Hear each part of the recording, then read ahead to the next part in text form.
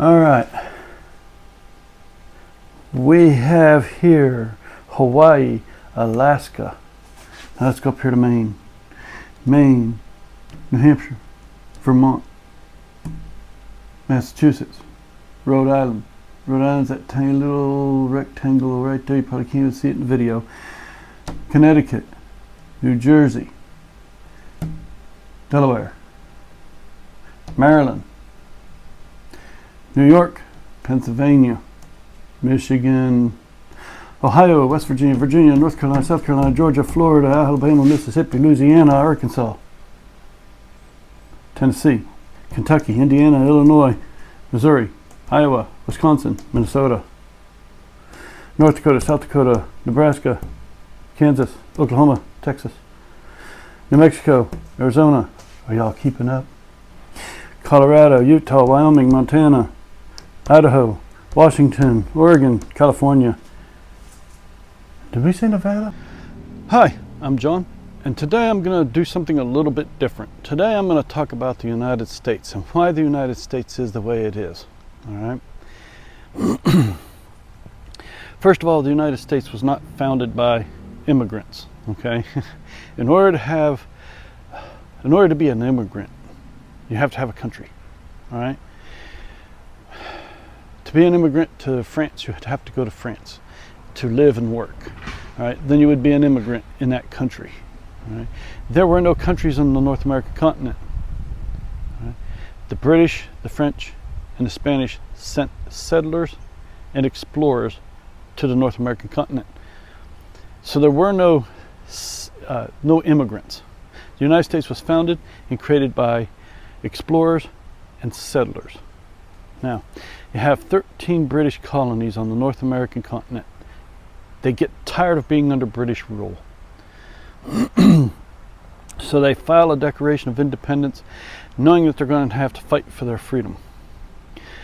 Before they do that, though, they create what they call the Confederation. Right? It's a confederation of the colonies. Right? They're going to come together and they're going to declare their independence from England or Britain, and they're going to have to fight for that freedom. So they do. They fight for their freedom and they get their freedom. I know, I get it. They had help from the French, but the British had help as well. I'm not going to get into that. I'm just going to go across the top. Okay, the top layer here. I'm not going to go in depth on everything. All right, I'm just going to give you the basic rundown on things here in this video. So they fight for their freedom. They get their freedom from Britain. They are now 13 nation states. What does that mean? That means they are now 13 individual countries. That's what state means.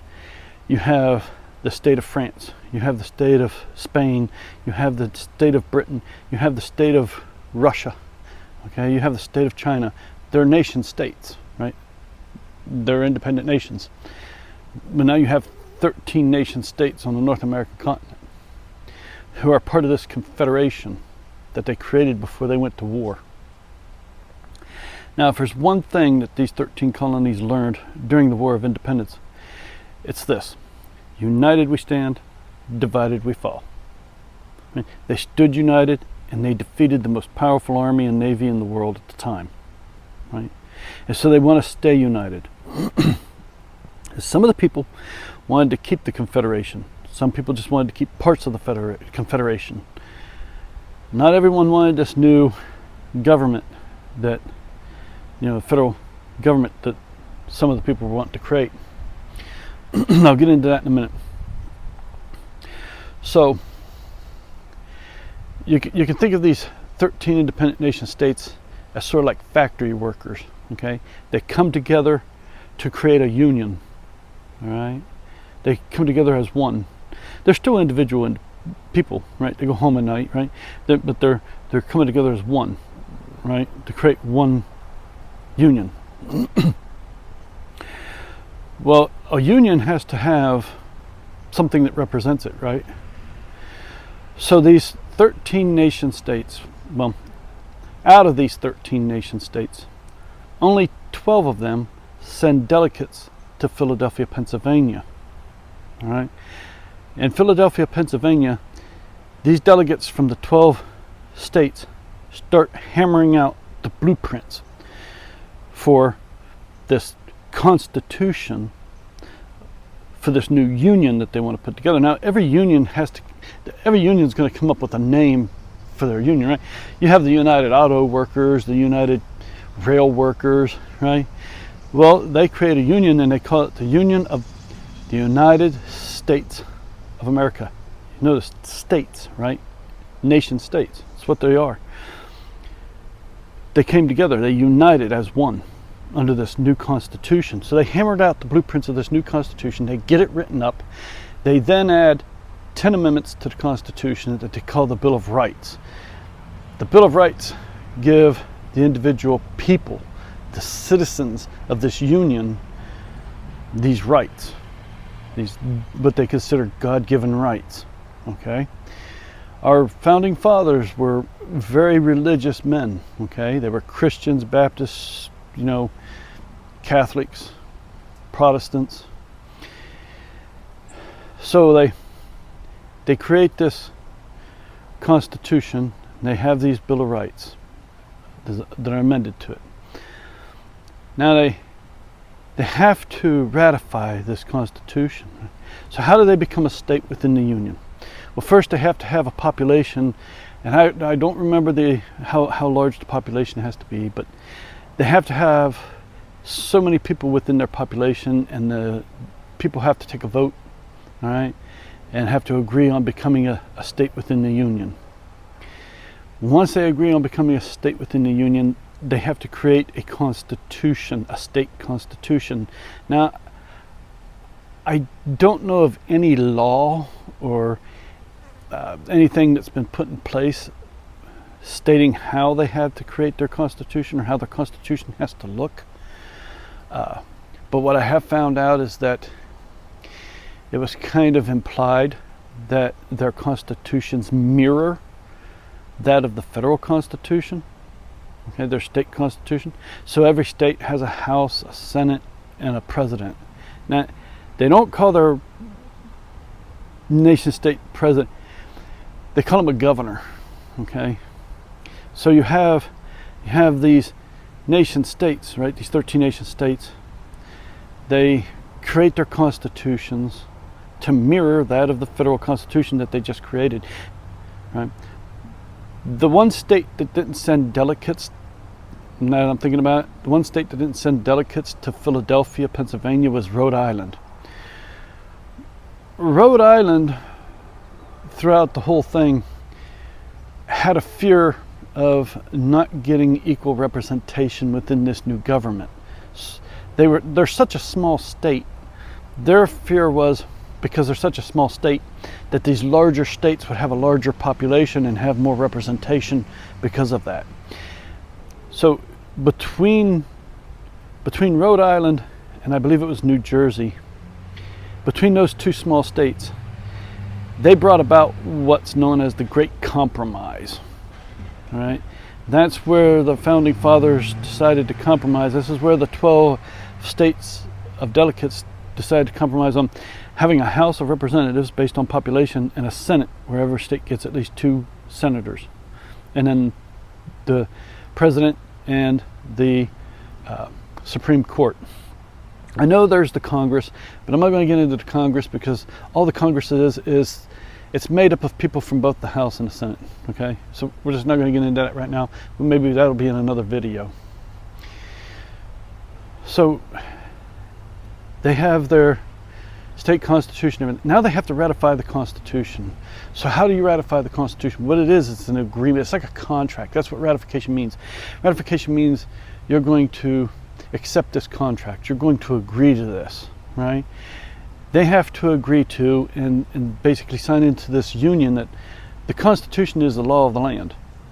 And you have to provide and guarantee the people of your nation state all of the rights and protections of such constitution, including the Bill of Rights.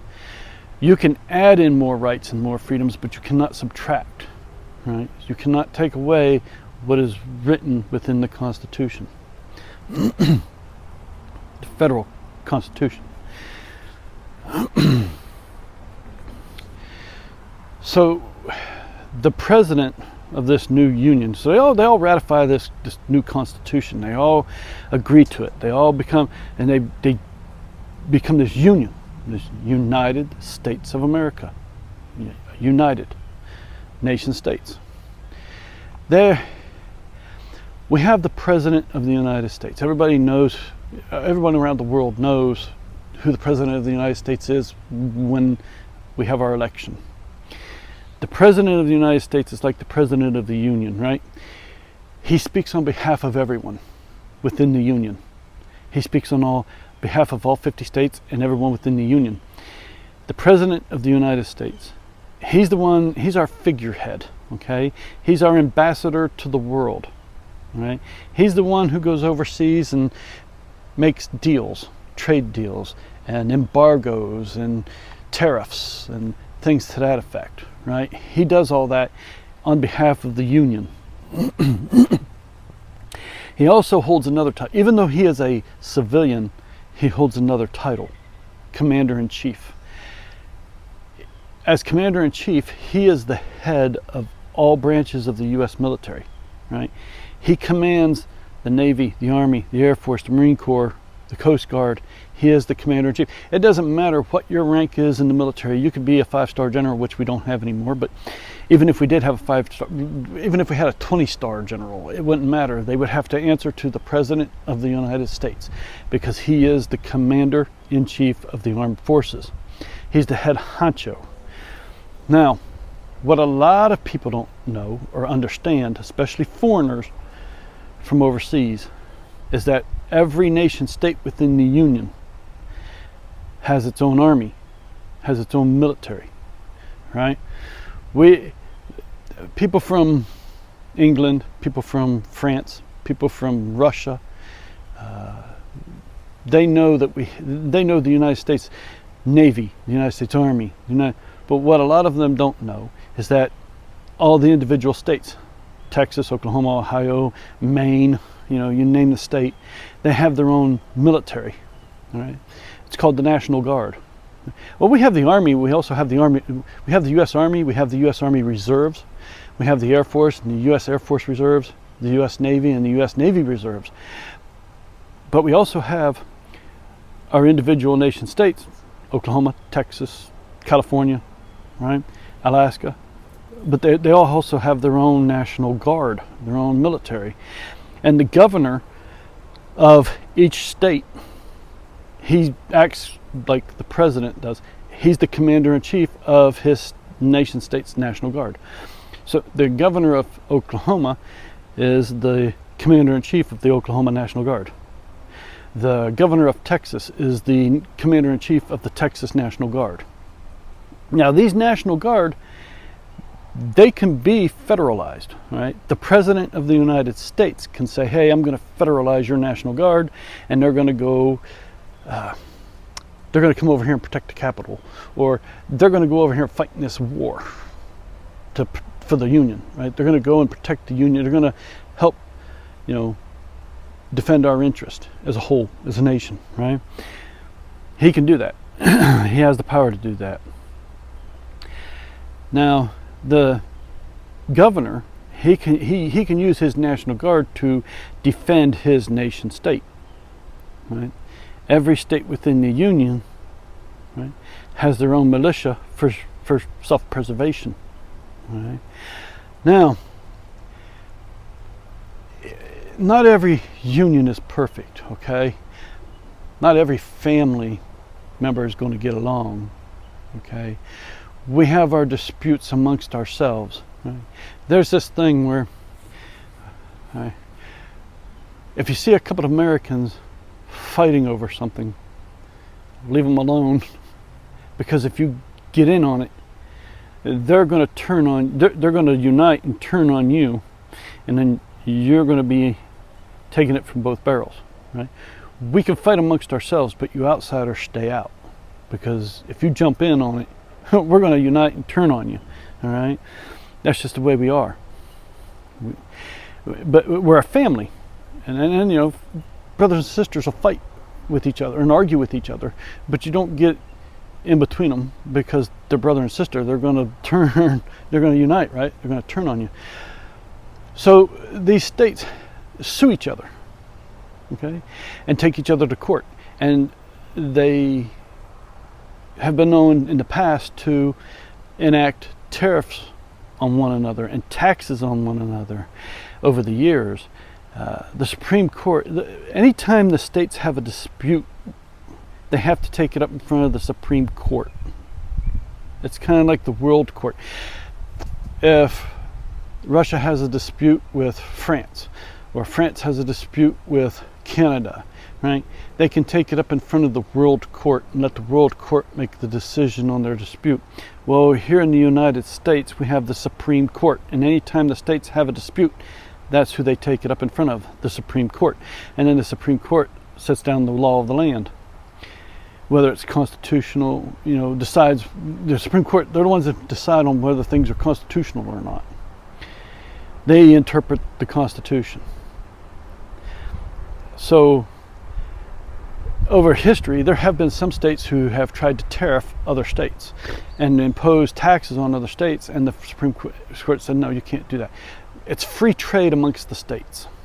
Right? The states freely trade amongst each other and one another. Right? Now, that's not saying that they can't purchase goods or purchase services from another state. One state can say, hey, can we purchase electricity from you and purchase electricity from that other state? Or can we purchase water from you? Right? They can do that. One governor can go to another governor and set up a trade deal. Right? And it's free trade, right? But I mean, they can still go and set up, hey, how about we come together as and we trade this way with each other. Hey, how about we get together and we form this little group of states that allow marijuana to be legal. I mean, I was using that as an example, right? They can do that. But what they can't do is tariff one another and tax one another into oblivion and stuff. It's free trade. We also have free travel. Okay, it's interesting because I served 4 years in the Navy, and after the fall of the Soviet Union, we had some Russians come on board our boat, and I actually got to see them come on board, and I actually even got to speak with one of them, and he was like really just like surprised and shocked. One of the things he was asking about was, y'all can really travel between states without papers, without passports and papers. And we were like, yeah, it's no big deal for us. So yeah, we can travel amongst the 50 states of the Union freely. We don't have to have passports. We don't have to have paper. We don't have to have any kind of identification at all. I know a lot of people are going to say, you got to have a driver's license. No, you don't. You don't have to have a driver's license unless you're going to drive a vehicle. You can get on a horse and ride a horse till the legs fall off that booger. Nothing anyone can say about it, right? You don't have to have a license. And you can ride a horse pretty much on any state highway, U.S. highway. I don't think you can ride them on the interstate system, but I don't know why you'd want to. But I mean, you can legally ride them on all the old U.S. highways and state highways and county roads and that, because they're the main transportation of the U.S. They always have been until the advent of cars, right? But they're still considered a form of transportation. You just have to be careful, because some states or some municipalities or cities, or they may require your horse to have a poop bag, so it's not pooping all over their streets or whatever. But anyway, you don't even have to have a state identification if you don't want one, unless you want services. I mean, if you want to have a Social Security card or you want to have a job, you're going to have at least a state ID. It behooves you at least to have a state ID, but you're not required. I don't know of any state law anywhere within the Union that claims that you have to have a state ID. I could be wrong, but I don't think it would be constitutional to require people to actually have to have some form of identification. But that's the United States pretty much in a nutshell, right? you have these 13 nation states that come together to create this beautiful union that they call the United States of America. Now, again, the United States was created by settlers and explorers, not immigrants, because there was no country here on the North American continent until the United States was formed, right? You have the individual nation states. Once the United States was formed, you had immigrants coming into the United States, and they were becoming citizens of the United States. They were becoming American citizens. And at that point, going forward, going west, you had American settlers and American explorers going west and settling, right? There was no country west of the United States. So we're talking American settlers and American explorers going westbound, okay? American settlers settled in Texas, the territory of Texas, which belonged to Mexico, and then they declared their independence and, eventually got their independence from Mexico, and then joined the Union of the U.S., the United States. It was smart of them to do so. When they declared their independence from Mexico, Mexico wiped them out, pretty much there at the Alamo. Okay. They asked the United States for military help, and the United States said, no, we got enough issues of our own. And you've declared your own independence and declared yourself a nation state, so we can't help you. We don't want to go to war with Mexico at the time, right? They were busy doing other things. When Texas finally said, okay, we want to join the Union, and then the United States is like, okay, now we'll send troops, because they joined the Union, right, of the United States. Now you're going to have the protection of the U.S. government, right, the U.S. military. Same thing with California, when California declared their independence and became a nation state of their own. Same thing with Vermont. Vermont did, if I'm not mistaken, did the same thing earlier in the creation of the United States, declared their sovereignty, from the U.S., right? But this is the greatest country on earth. This is the greatest country ever created. We call it a country, but it's actually, like I said, it's 50 nation states that are united. And united we stand, divided we fall. And there's people who, over the course of the United States, have tried to get it to fall. So, again, that's the United States in a nutshell. Well, I hope you liked and enjoyed that video, and if you did, please hit the like, subscribe, and share, and notification bell. It would help me out greatly. And remember, knowledge is a good thing.